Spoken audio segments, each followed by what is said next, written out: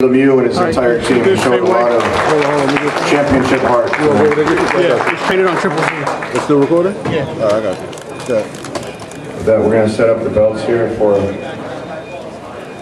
Gennady.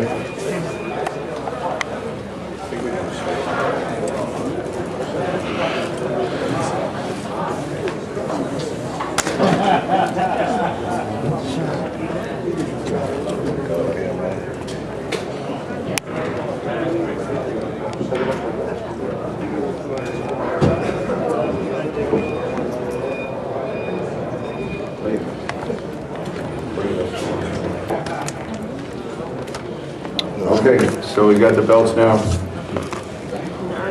What can you say? Can you get the phone for me? You knocked the phone. I didn't. You got up. Gennady proved that he's at the top of the sport, not only from a marketing standpoint, I'm sorry. a recognition standpoint, but also, you know, all the mythical pound for pounds. When he's in with a big punching middleweight like that, a true champion, David Lemieux came in as the IBF champion. And when Gennady can dominate him like that, you know, clearly David was the best opposition that Gennady has faced. As I said before, he had a big punch that Gennady had to be careful about, but he was able to break him down. I think he took a lot of body shots, and we saw what Abel says is the bigger the challenge, the best performance, the bigger the performance you'll see in the ring. So I'd like to first have Abel say a few words, and then we'll have Gennady speak.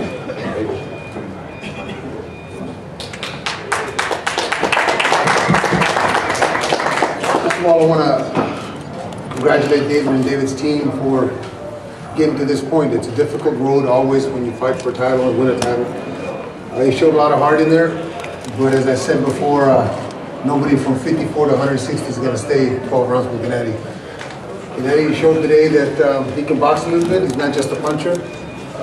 David gave us the opportunity to display that. We're extremely happy on the results, of course. Hopefully we'll come back soon and throw you guys again. Thank you.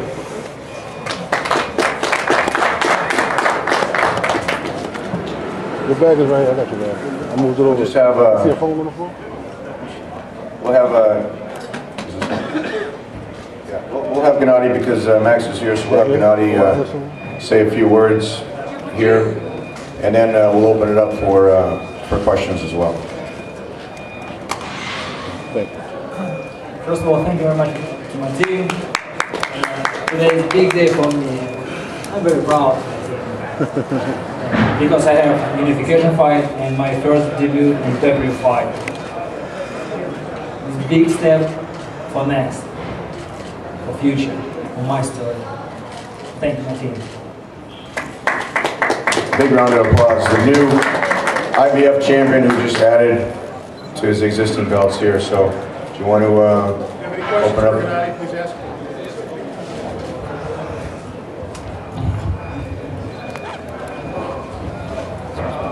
Gennady, Chris Connors, Cyber Station Radio Boston. Congratulations on your double title. I know you're waiting for Cotto Canelo. That's your dream fight. Everybody here wants to see one of those two. What happens if they say no? What happens if they just don't want to fight you? What's your plan B? Not my dream fight. My goal is all the belts in the middle division. You know, I want all the belts. It's my plan. It's my plan A. Gennady said, if I could jump in there, that we can't force, and I've said this before, we can't force someone to get in the ring with him, but his goal is to unify all the belts. That's his plan A. His plan A, B, and C. So whoever is the champion at the time, that's who he wants to fight. This is a question for Tom and Gennady. You've made clear you want to unify the division, but right now you're also 3 title defenses away from breaking Wilfredo Gomez's record for knockouts, consecutive knockouts and title defenses, and 6 defenses away from breaking Bernard Hopkins' record at middleweight. Are those both accomplishments that you want before you leave the division? Oh, I think, you know, I respect Bernard. He's a legend. This is my story. I've been in this story for middleweight division like long time ago, like old school. This is my story, my first step for my story. Gennady, first of all, I want to say thank you from all the fans for your big drama show and your team for not disappointing us again. And my question is, when you were in the middle of the fight, when you were in the round 3 and 4, when you were throwing and landing every single jab, when you were throwing and landing every single punch, what were you thinking at that moment? And what do you think about what can you say about your performance overall tonight? Thank you. Yeah, I feel distance. I feel a very good distance. You know, my every jab, I touch. I'm a little bit waiting, just like I want like crazy attack, crazy style, like street fight. Not this time. Not this time. I think David, he's a strong guy. He's a good warrior. Not this time. I think we have a little bit different boxing technique. Different style, like last. Thank you.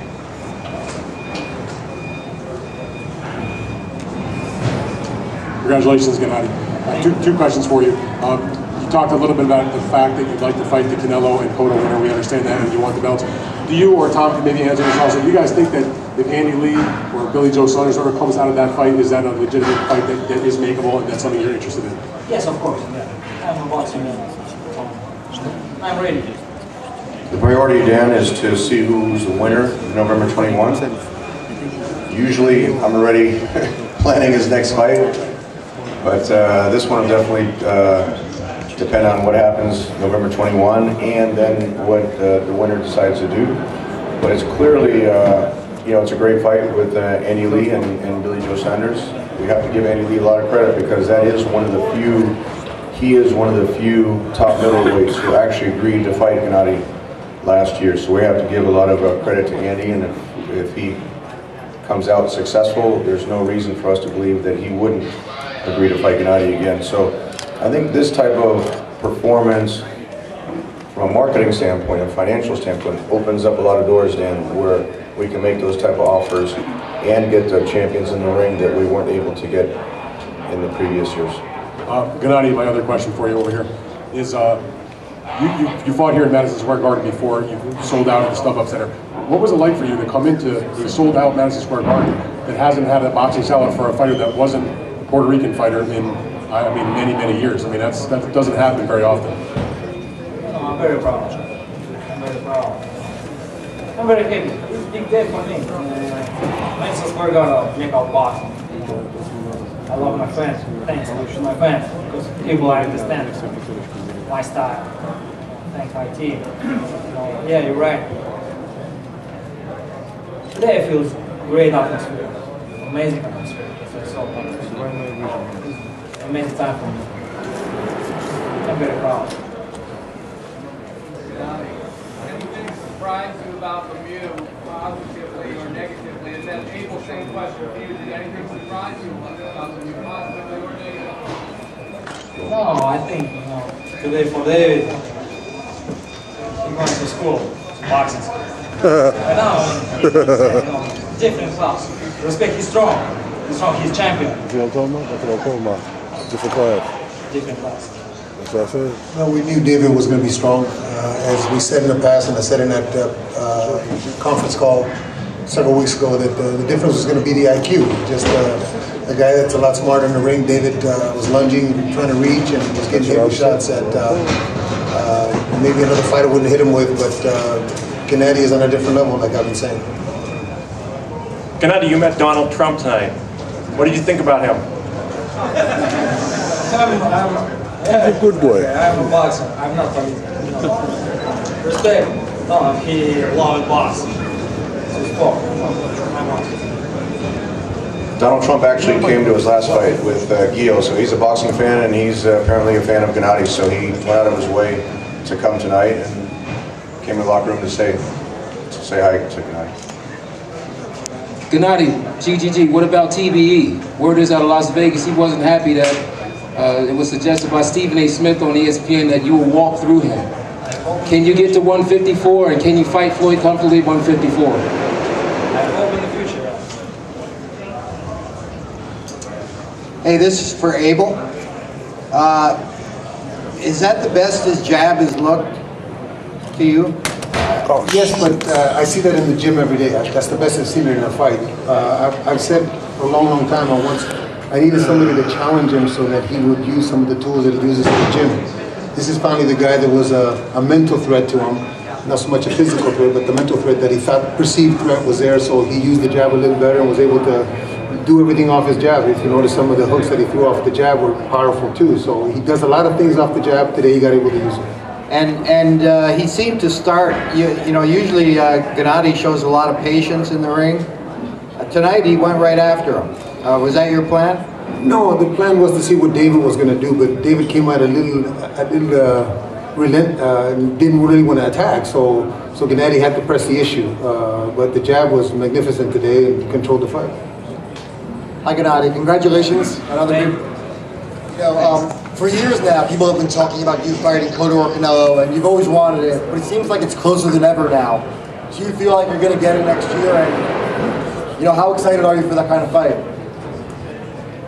Good question. No, both two great champions, both great champions. Miguel, respect, and Canelo. I know he's superstar too. Who will win? I'm ready. You said you will win? Yeah. Геннадий, Максим, можно вопрос один? Со всех уголков Казахстана, со всего мира приехало много ваших фанатов. Что вы хотели, вы ощущали такую поддержку, и что вы хотели им сказать всем фанатам во всем мире из Казахстана? Это много приехало сюда. Maybe I translate this question shortly. There's a lot of support in Kazakhstan, and what do you think about this support, and would you like to say something to your Kazakh fans?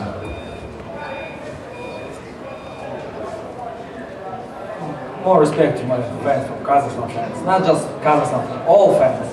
You know, yeah, of course I feel support Kazakhstan people. You know, my pleasure. You know, this is my country. Respect.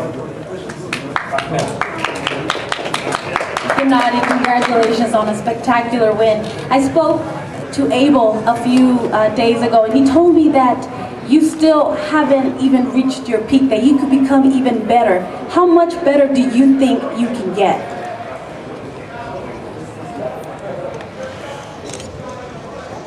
No. Next fight, maybe I'll show you next fight.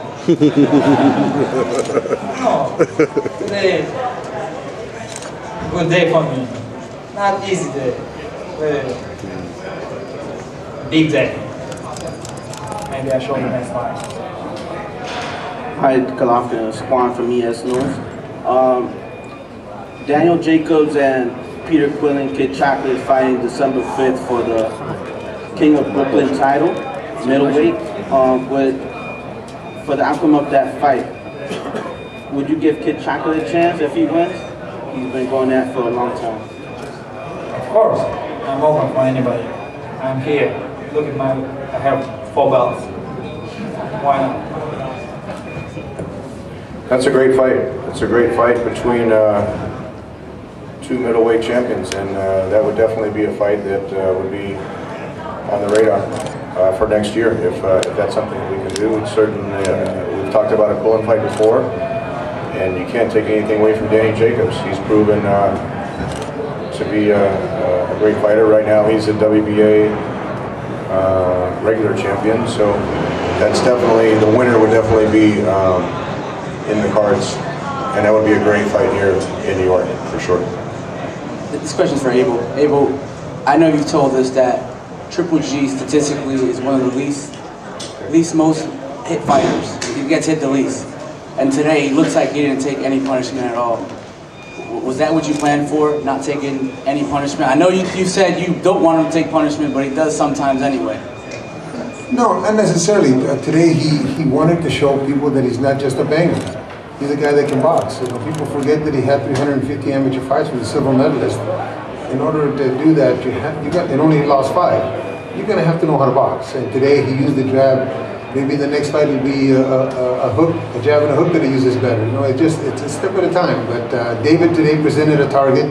and presented the kind of opponent that he can practice the jab on. So it was an easy night for him. Hey Gennady, Andy Emilio with ES News. I just want to know that if David hurt you at all at any point in the fight, and are you a little bit disappointed that you didn't get the street fight that you wanted? No, I love him. No, I love him.